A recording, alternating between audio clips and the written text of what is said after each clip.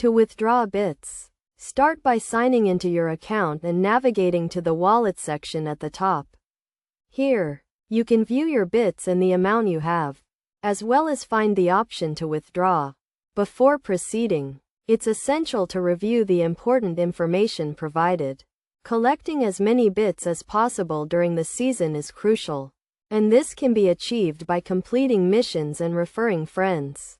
The number of bits you collect will determine your stake in the price pool. And the more bits you have, the larger your stake will be. Currently, the season has a 30,000 crypto price pool, and the season ends in late April.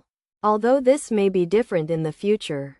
To be eligible for the airdrop, you need to collect 10,000 bits during the season, and you can track the time you have left to do so. Once you've reached 10,000 bits, you'll be instantly opted into the airdrop. To withdraw, you'll need to have a finance or crypto wallet address set up. You can then click to check the airdrop details and prepare for the season's end. After the season ends, you'll need to have a specific account, such as a finance or crypto account, to receive the airdrop. You can create these accounts by clicking on the provided links. Upon completing these steps and meeting the eligibility criteria, you'll receive the airdrop if you've collected 10,000 bits.